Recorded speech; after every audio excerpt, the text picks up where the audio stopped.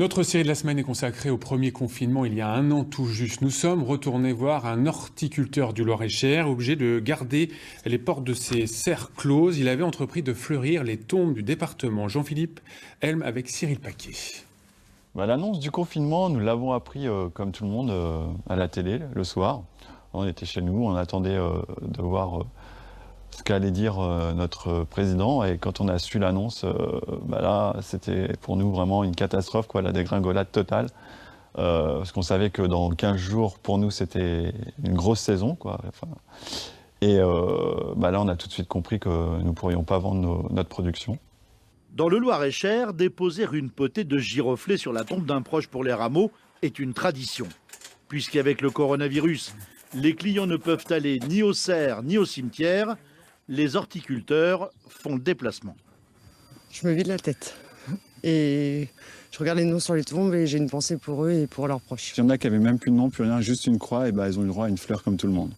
Ce soir, le millier de tombes du cimetière de Montoire est fleuri. Mission accomplie.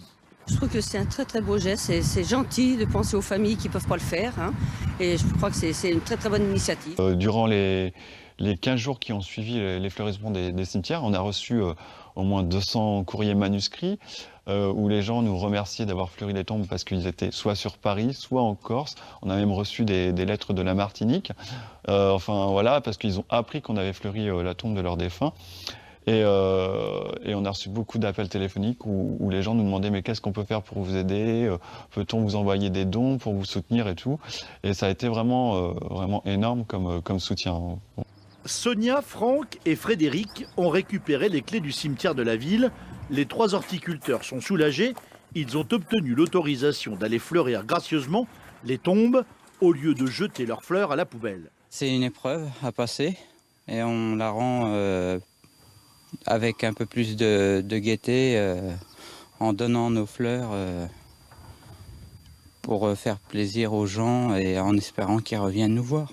Et on avait mis en place un service de livraison et de vente en ligne. Et c'était très très émouvant parce que quand on allait livrer les gens, et c'est ça qui nous a motivés encore plus, quand on allait livrer les gens, on arrivait dans des hameaux isolés et on avait le papy et la mamie qui nous attendaient avec la brouette.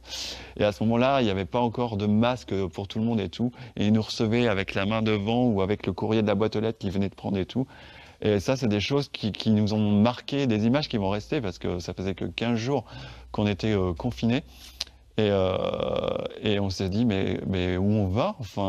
C'était très bizarre comme sensation.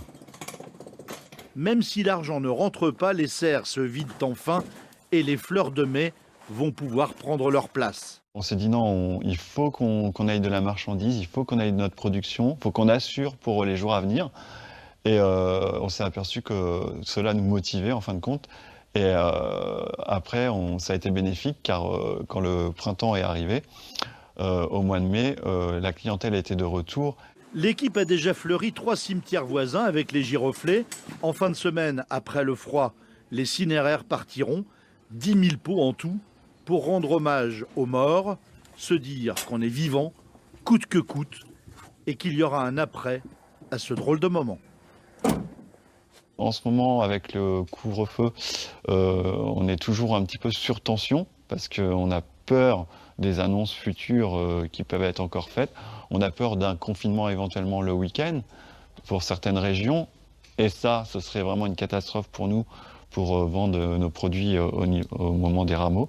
Donc on essaye de ne pas y penser parce que sinon on n'avance pas.